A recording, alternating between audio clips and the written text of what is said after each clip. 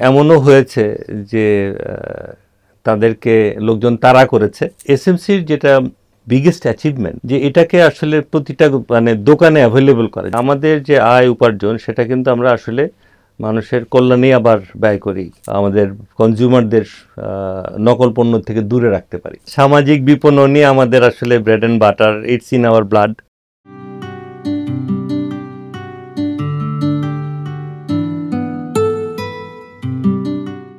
বণিক বার্তার নিয়মিত আয়োজন অন্তর্দৃষ্টিতে আপনাদের স্বাগত জানাই।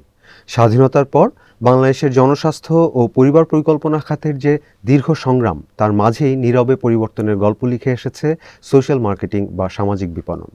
গত কয়েক দশক ধরে পরিবার পরিকল্পনা থেকে শুরু করে শিশু পুষ্টি, মাতৃস্বাস্থ্য, স্যানিটেশন, এমনকি আধুনিক ফার্মাসিউটিক্যালস সহ বাংলাদেশের জনস্বাস্থ্য খাতে গুরুত্বপূর্ণ অবদান রেখে চলেছে এসএমসি। আজকের অন্তর্দৃষ্টিতে অতিথি হিসাবে আছেন এসএমসি এন্টারপ্রাইজ লিমিটেডের ব্যবস্থাপনা পরিচালক জনাব সায়েফ নাসির। কিভাবে একটি প্রতিষ্ঠান একসঙ্গে ব্যবসা, ব্র্যান্ড এবং সামাজিক প্রভাব এই তিনটিকেই এগিয়ে নেয়, সেই অগ্রযাত্রার গল্প শুনবো তার কাছ থেকে। আপনাকে স্বাগতম। ধন্যবাদ আপনাদের অনুষ্ঠানে আমন্ত্রণ জানানোর জন্য। প্রথমেই আমরা আসলে জানতে চাইবো যে এসএমসির যে প্রতিষ্ঠা দর্শন, প্রাতিষ্ঠানিক কাঠামো ও পরিচালনা পদ্ধতি, এগুলো আসলে কিভাবে গড়ে উঠেছিল, সেই শুরুর গল্পগুলো যদি আমাদের একটু বলতেন।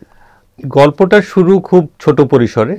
75-এর আপনার বাংলাদেশের জনসংখ্যা যখন একটা বিস্ফোরণের মুখে, তখন টোটাল ফার্টিলিটি রেট, যেটাকে সংক্ষেপে টিএফআর বলে, that was above 7, which was alarming.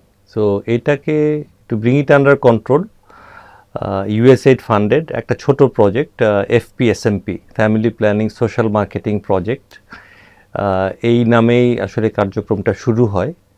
এবং প্রাইমারিলি কন্ট্রাসেপটিভ ডিস্ট্রিবিউশন এবং অ্যাডাপশন, সেখানে ফ্ল্যাগশিপ ব্র্যান্ড হিসাবে এখনও অনেক, আমরা যারা ওই সময় বড় মনে আছে যে রাজাকণ্ড, মায়াবরী, হ্যাঁ।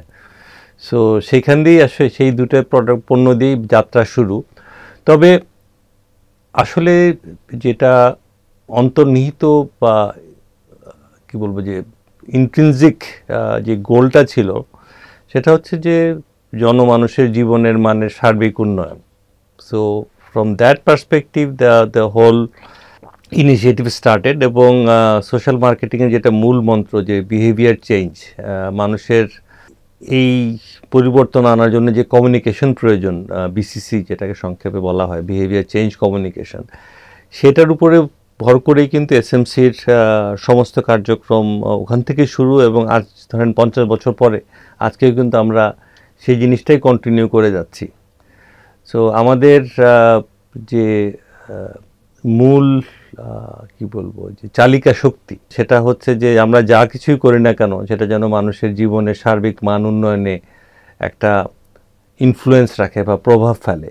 সেটাই আসলে এসএমসির যে 50 বছর আগে যেভাবে শুরু করেছিল, আজও তার ধারাবাহিকতা বজায় আছে। আমরা যদি সময়টা বিবেচনায় নিই, 75 আপনি বললেন, 74 বা 75 সময়কালে এই যে পরিবার পরিকল্পনার যে খুঁটিনাটি বিষয়গুলো, এগুলো নিয়ে যে মুক্তভাবে একটা আলোচনায় আসা, সেই বিষয়টা তো একটা সামাজিক ট্যাবুর মতন ছিল। সেইটা আসলে সেই জিনিসটা ভাঙতে কীরকম অভিজ্ঞতাদের মধ্যে দিয়ে গেছে এসএমসি? এই ব্যাপারে আমার আসলে প্রত্যক্ষ অভিজ্ঞতা নেই, বাট কোম্পানিতে যারা দীর্ঘদিন আছেন, হ্যাঁ, তাদের কাছ থেকে আমি যা শুনেছি সেটা আর কিছুটা আমি শেয়ার করতে পারি। যে এমনও হয়েছে যে তাদেরকে লোকজন তাড়া করেছে ওই সময়টাতে।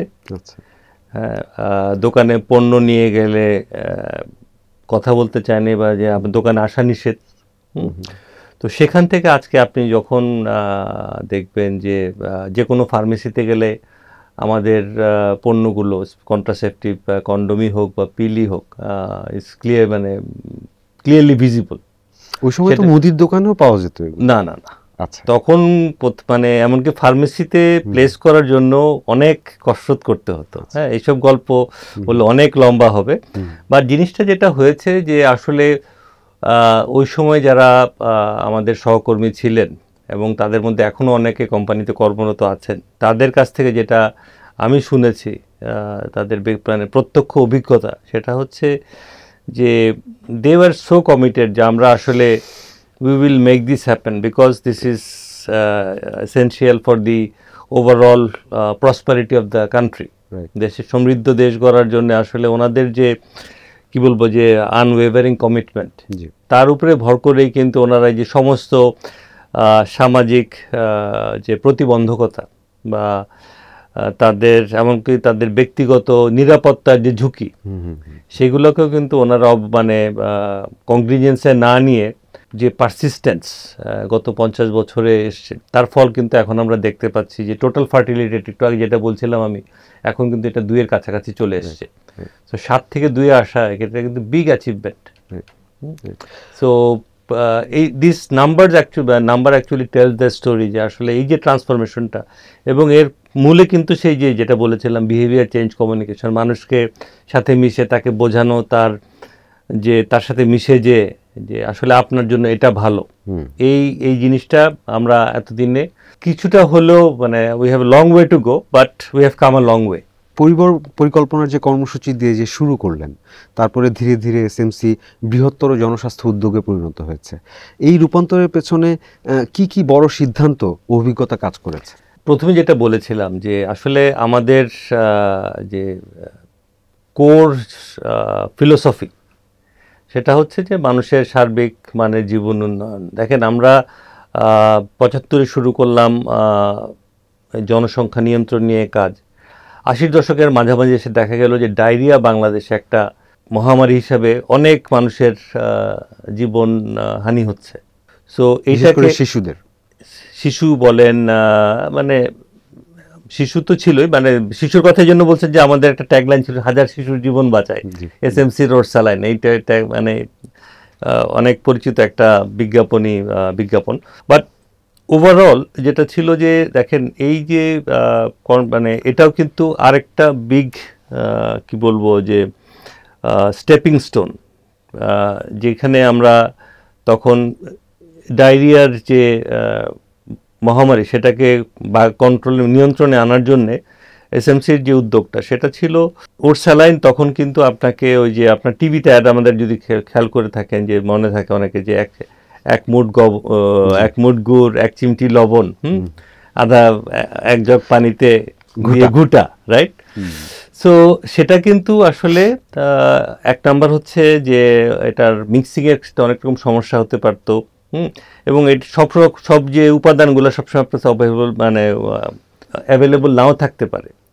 সো এই ইস্যুটাকে দূর করার জন্যে এসএমসি, WHO এবং ICDDRBর যৌথ উদ্যোগে এখনকার যে ওর স্যালাইনের যে প্যাকেটটা দেখছেন আপনি, এই প্রোডাক্টটা তখন ডেভেলপ করা হয়। এবং এসএমসির যেটা বিগেস্ট অ্যাচিভমেন্ট বা যেটা আসলে we are very proud of, সেটা হচ্ছে যে এটাকে আসলে প্রতিটা মানে দোকানে অ্যাভেলেবল করা যায়, মানুষ চাইলেই যেন যখন তার প্রয়োজন সেটা পায়। সো যে বাংলাদেশের আনাচে কানাচে আপনি যেখানে যাবেন, হ্যাঁ, যে ওর স্যালাইন আসলে পাওয়া যায়। সো এই যে কাজটা, এই সহজলভ্য, মানে ইটস অ্যাক্সেসিবল এবং available everywhere. So that was the next transformation. So দেখেন কন্ট্রাসেপটিভ, এরপর আসলো হচ্ছে আপনার ওরাল স্যালাইন, এরপরে আমরা মেনস্ট্রুয়াল হাইজিন, সেটা নিয়ে আমরা প্রচুর এখনও কাজ করে যাচ্ছি। সো একটার পর একটা আসলে ওই যে মানুষের কোয়ালিটি অফ লাইফ ইমপ্রুভমেন্টের জন্য যেই উদ্যোগগুলো নেওয়া দরকার, আমরা ওই ইন্টারভেনশনগুলোর দিকেই একটার পর একটা কাজ করে যাচ্ছি আর কি। এই যে সামাজিক বিপণনে এসএমসির যে সাফল্য, সেটা আজকে আন্তর্জাতিক একটি মডেল হিসেবেই চিহ্নিত। এই মডেল টিকিয়ে রাখার মূল শক্তি কি বলে মনে করেন? আর কোনো আচরণগত অন্তর্দৃষ্টি বা অপারেশনাল প্র্যাকটিস এখানে সবচেয়ে বেশি ভূমিকা রেখেছে বলে মনে করেন? মডেলের ক্ষেত্রে যদি আপনি বলেন, যেটা এসএমসি আমার মনে হয় যে একটা জিনিস আমরা অন্তত গর্বিতভাবে দাবি করতে পারি যে আমরা 3টা জিনিস, একটা হচ্ছে যে আমাদের পণ্যের গুণগত মান, একটা হচ্ছে যে এটাকে আপনার যথাযথ, যেটাকে বলে যে ভ্যালু ফর মানি, যে right product at the right price. আমি এমন একটা পণ্য তৈরি করলাম মান ঠিক রাখতে, যেটা আসলে আমার ক্রয় সামর্থ্যের বাইরে। সো এই ব্যালেন্স। এবং তৃতীয়ত হচ্ছে যে মানের পণ্যের দাম, এবং তার সাথে সাথে যে এখান থেকে স্বনির্ভর হওয়ার, সাস্টেইনেবল হওয়ার জন্য যে আমরা যে দেখেন যে প্রফিটেবিলিটি, সো এই তিনটার যে ব্যালেন্স, এই তিনটার ব্যালেন্স আই থিঙ্ক এসএমসি খুব সাফল্যজনকভাবে অর্জন করেছে। এবং আমাদের যে উন্নয়নমূলক কার্যক্রম বা যেটাকে আমরা ফিলান্থ্রফিক বা ডেভেলপমেন্ট অ্যাক্টিভিটি বলি, সেটা কিন্তু সিংহভাগ আমাদের নিজস্ব এই অর্জিত প্রফিট থেকেই পরিচালিত হয়। সো অন্যান্য যে ধরেন যে অর্গানাইজেশনের যারা ধরেন এই ধরনের ডেভেলপমেন্ট ফিল্ডে কাজ করেন, তারা বেশিরভাগ ক্ষেত্রে কিন্তু এক্সটার্নাল রিসোর্সের উপরে ডিপেন্ডেন্ট, ওয়ারাজ আমাদের পূর্বসূরীরা দে হ্যাড দ্য ভিশন যে আসলে আমাদের সেলফ সাস্টেইনড একটা অপারেশন থাকতে হবে। তো সেখান থেকেই কিন্তু এসএমসি এন্টারপ্রাইজের জন্ম। সো এসএমসি এন্টারপ্রাইজ 2014 সালে came into existence.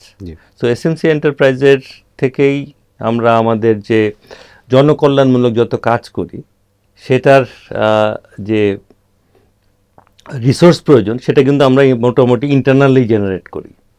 So এই যে virtuous cycle, that is what made SMC what it is today. আপনি খুব গুরুত্বপূর্ণ একটি পয়েন্ট বলেছেন যে ভারসাম্য রক্ষা করা, মুনাফা তারপরে সামাজিক। তো এই যে ভারসাম্য রক্ষা করার ক্ষেত্রে আসলে আপনারা কিভাবে এটা সফল হলেন, এই একটা জিনিস আমি একটু জানতে চাই। আর আপনি সর্বশেষ যেটা বললেন যে 1984-তে আপনারা সোশ্যাল এন্টারপ্রাইজ, যেটা এসএমসি এন্টারপ্রাইজ শুরু করলেন 2014 সালে, যে সোশ্যাল মার্কেটিং কোম্পানির যে এন্টারপ্রাইজ শুরু করলেন, এইটা এত বছর পরে আসলে প্রয়োজনের তাগিদটা কি ছিল? প্রথম প্রশ্ন হচ্ছে ভারসাম্য। ভারসাম্যর ক্ষেত্রে আসলে দেখেন যে জিনিসটা হচ্ছে যে আপনার ফিলোসফিটা কি, যে আমাদের যে আয় উপার্জন সেটা কিন্তু আমরা আসলে মানুষের কল্যাণেই আবার ব্যয় করি। যেহেতু আমাদের স্ট্রাকচারটা এরকম, আমাদের কোম্পানির কোনো মালিক নাই। সো এমপ্লয়িরাই আসলে কোম্পানির মালিক, এবং আমাদের যে অর্জিত লভ্যাংশ এটা কিছুটা জনকল্যাণমূলক কাজে, সিংহভাগ জনকল্যাণমূলক কাজে যায়, এবং বাকিটা আপনার ব্যবসা পরিচালনার কাজে ব্যয় হয়। এখানে কোনো ব্যক্তিগত মুনাফার কোনো সুযোগ নেই। সো এটা একটা। আর দ্বিতীয়ত যেটা বললাম যে আসলে আমাদের যে পণ্যগুলা দেখবেন, যে আমাদের পণ্যগুলো আমরা মানুষের প্রয়োজনীয় পণ্য আমরা বিপণন করি, মানে চাহিদাটা কি সেটা আপনাদের কাছে অনেক বেশি গুরুত্বপূর্ণ। আমরা মানুষের প্রয়োজনটা বোঝার চেষ্টা করি। অপ্রয়োজনীয় ধরেন জিনিস যেটা আসলে কি বলবো, যে কনজিউমার গুডসে তো অনেক রকম, আমরা আমাদের পণ্যগুলো মোরলেস এসেনশিয়ালস। সো এইখানে এটা কোনো না কোনোভাবে আপনার জীবন মানের একটা মৌলিক চাহিদা পূরণ করে। তো সেখান থেকেই আসলে, এবং আরেকটা যেটা ইম্পর্টেন্ট কনসিডারেশন আমাদের জন্য, সেটা হচ্ছে যেন এটা আপনার ক্রয় ক্ষমতার সাধ্যের মধ্যে থাকে। তো এই দুটা করতে যে আমাদের উই হ্যাড টু ইনোভেট লট, যে কেননা এর মধ্যে কিন্তু আমাকে আবার প্রফিটেবিলিটিটা এনশিওর করতে হচ্ছে, সো দ্যাট আমরা উই ক্যান কিপ গোয়িং। হ্যাঁ, আর এই ভাবনাটা এসছে যে দেখেন উই কুড ফোরসি, যে আমাদের পূর্বসূরি যারা ছিলেন, আমাদের বোর্ড ডাইরেক্টর যারা আমাদের পলিসি লেভেলে আমাদের নির্দেশনা দেন, ওনাদের দূরদর্শিতার যেটা ছিল যে ডোনার ডিপেন্ডেন্সি থাকলে একসময় না একসময় কিন্তু it is going to dry out. তো তখন আমরা কি করে আমাদের অস্তিত্বটা কন্টিনিউ করব। তো সেখান থেকেই আসলে এসএমসি এন্টারপ্রাইজের সূচনা। আপনি কিছুটা বলেছেন, তারপর আমি একটু ধরন সম্পর্কে জানতে চাইবো, যে এই যে বাজারের ব্র্যান্ড হিসাবে যে এক ধরনের বিশ্বাসযোগ্যতা এসএমসি এন্টারপ্রাইজ লিমিটেড তৈরি করেছে, সেইটা আসলে কি ধরনের মান নিয়ন্ত্রণ, স্বাস্থ্যবিধি ও কমপ্লায়েন্স কাঠামোর মাধ্যমে আসলে গড়ে উঠলো, আর কোনো নির্দিষ্ট উদাহরণ এক্ষেত্রে যদি দিয়ে বলতেন আর কি। প্রথমে আমি যেটা আপনার এক্সপ্লেনের চেষ্টা, সেটা হচ্ছে যে আসলে একটা ব্র্যান্ড কি। ব্র্যান্ড হচ্ছে যে এমন একটা নাম যাকে আপনি বিশ্বাস করতে পারেন, যার একটা বিশ্বাস কেন করবেন, বিকজ আপনি যতবার যে ব্যবহার করবেন প্রতিবারই আপনার একটা মানে you have a similar experience, যে আজকে ভালো কালকে খারাপ, অথবা আজকে পাওয়া যাচ্ছে কালকে পাওয়া যাচ্ছে না, আজকে এক দাম কালকে আরেক দাম। এইগুলোর ভেতরে যে কনসিস্টেন্সি, যে কোয়ালিটি, আপনাকে একটা কনসিস্টেন্ট কোয়ালিটির প্রোডাক্ট আপনি প্রতিনিয়ত পাচ্ছেন, এটা আপনার হাতের নাগালের মধ্যে পাওয়া যাচ্ছে। এটা একটা কনসিস্টেন্ট দামে ন্যায্য মূল্যে পাওয়া যাচ্ছে। সো এই যে কনসিডারেশন, এইটা যদি আপনি বছরের পর বছর মেনটেন করতে পারেন, তখনই কিন্তু একটা ব্র্যান্ড ভ্যালু তৈরি হয়, মানুষকে বিশ্বাস করতে শুরু করে। আপনি কাকে বিশ্বাস করেন? যার কাছ থেকে আপনি একটা প্রেডিক্টেবল বিহেভিয়ার পাবেন, প্রেডিক্টেবল রেসপন্স পাবেন। সো এসএমসির পণ্যগুলো আপনি দেখেন যে আমাদের যে কোনো প্রোডাক্ট আমরা এমনভাবে মার্কেটে বিপণন করি যে এটার মান নিশ্চিত। এখানে আমাদের ধরেন কোনো একটা কাঁচামালের দাম বেড়ে গেল, তো সেই ক্ষেত্রে অনেকেই হয়তো মুনাফাটা ঠিক রাখার জন্য ওখানে কম্প্রোমাইজ করেন। আমাদের ক্ষেত্রে আমরা সেটা কখনোই করি না। সো এই যে মানের ধারাবাহিকতা, এই যে আপনার একটা মূল্যের ধারাবাহিকতা আপনার হাতের কাছে পাওয়া, তো এই সব কিছু আমাদের প্রতিটা ব্র্যান্ডের ক্ষেত্রে কিন্তু এই কোর ভ্যালুগুলা ট্রু। এই কারণেই এসএমসির যে কোনো পণ্যের উপরে মানুষের যে আস্থা, এই আস্থা কিন্তু একদিনে গড়ে ওঠেনি, এটা গত 50 বছরে গড়ে উঠেছে। সো এসএমসির যে কোনো পণ্য আমরা বাজারে দিলে আমাদের যারা কনজিউমার আছেন তারা বিশ্বাস করেন যে এটা একটা, it's not the best, but এটা it is of the right quality. কিন্তু সেক্ষেত্রে তো নকল পণ্য একটা প্রতিবন্ধকতা আমরা যতদূর জানি। তো এই যে নকল বা নিম্নমানের যে পণ্য, এগুলোর বিরুদ্ধে এসএমসি এন্টারপ্রাইজ কি ধরনের স্থায়ী ও প্রাতিষ্ঠানিক ব্যবস্থা নিয়েছে, আর এর ফল কি পাচ্ছেন কিনা বা কতটুকু বাস্তবসম্মত ফল পাচ্ছেন? নকল পণ্য দেখেন, আপনি যখনই কোনো ব্র্যান্ড মার্কেটে দাঁড়িয়ে যায় তার নকল হওয়া স্বাভাবিক, এটা that is natural consequence. So নকলের ক্ষেত্রে যদি আমি খুব রিসেন্ট এক্সাম্পল দিই, যে আমাদের মার্কেটে এই মুহূর্তে বাংলাদেশে নকল কন্ডোমের প্রচুর ছড়াছড়ি। সো এই নকল কন্ডোমের ভিতরে আমরা যে ব্যাপারে আমরা জনসচেতন তৈরি করার জন্যে প্রচুর কাজ করেছি, যার ফলে কিন্তু এটার ব্যবহার কমে আসছে। সো মানুষজন সচেতন হচ্ছেন এবং এটা মানে ওটার কি বলবো যে ব্যাপ্তিটা কমে আসছে নকল কন্ডোমের। দ্বিতীয়ত আরেকটা এক্সাম্পল আমি দিতে চাই, সেটা হচ্ছে যে ওরসালাইন আমাদের এসএমসির সবচেয়ে বড় ব্র্যান্ড। তো এটারও বিভিন্ন রকম মানে নকল বলেন, লুকালাইক বলেন, যে তো সেটার থেকেও যেন আমরা মানুষ বিভ্রান্ত না হয়, আমরা গত বছর আমাদের নতুন প্যাক লঞ্চ করেছি নতুন ডিজাইনে। তো সরি, এই বছরই তো লঞ্চ করেছি, গত বছর এই বছরই লঞ্চ করেছি। সো সেটাও কিন্তু ইজ অ্যানাদার ইনিশিয়েটিভ। সো এইভাবে আমরা আসলে যে একটা তো সচেতনতা তৈরি করা, দ্বিতীয়ত হচ্ছে যে প্রোডাক্টটাকে রিফ্রেশ করা, সো দ্যাট আমরা আমাদের কনজিউমারদের নকল পণ্য থেকে দূরে রাখতে পারি। এই নকল পণ্য নিয়ে কনজিউমারদের এন্ড থেকে কোনো ধরনের বড় অভিযোগ বা উল্লেখযোগ্য কোনো এরকম কিছু পেয়েছেন কখনো? আসলে আমাদের দেশের ফ্রেমওয়ার্কটা এখনো ওইভাবে আমাদের প্রোটেকশন দিতে পারে না, বাট আমরা যখনই কোনো অভিযোগ পাই সেটা আমরা ইনভেস্টিগেট করি এবং মানে আইন শৃঙ্খলা রক্ষা বাহিনীর সাথে, তারপরে আপনার যারা রেগুলেটরি অথরিটি আছেন ওনাদের সহায়তায় আমরা কারেক্টিভ অ্যাকশন নেওয়ার মতো যতখানি সম্ভব চেষ্টা করি সাধ্যমতো। এসএমসির যে বাণিজ্যিক কার্যক্রম থেকে শুরু করে অর্জিত যে মুনাফা, সেটা সামাজিক স্বাস্থ্য কর্মসূচিতে আপনি বলছিলেন যে পুনর্বিনিয়োগ করা হয়। এই মডেলটা তো অনেকটাই সামাজিক ব্যবসার মডেলের একটা কাছাকাছি। আপনারা কি নিজেদের কার্যক্রমকে সামাজিক ব্যবসার যে মডেল হিসেবে দেখেন কিনা? আমাদের নামের মধ্যেই উত্তর আছে, সোশ্যাল মার্কেটিং কোম্পানি। সো সামাজিক বিপণনই আমাদের আসলে bread and butter, it's in our blood. এবং আমাদের কার্যক্রম আসলে গ্রাসরুট লেভেলে অনেক বেশি বিস্তৃত, এবং আমাদের পণ্য ধরেন যেটাকে মানে পেরি আরবান যেটাকে আমরা বলি, বা সেমি আরবান, রুরাল এরিয়াতে আমাদের কাজের ব্যাপ্তি অনেক গভীরে। আর দ্বিতীয়ত হচ্ছে কি ধরনের সমস্যা হচ্ছে যে আসলে এসএমসি অ্যাজ এ কোম্পানি আমরা উই আর অ্যাবসোলিউটলি কমপ্লায়েন্ট। তো কমপ্লায়েন্সের কারণে যত রকম ভ্যাট ট্যাক্স যা দেওয়ার আমরা সব কিন্তু আইনানুগভাবেই সব কিছু মেনে চলি। ওয়ারেস আমাদের কম্পিটিটররা কিন্তু সবসময় এই ব্যাপারগুলোতে কিছু না কিছু সুযোগ নেয়।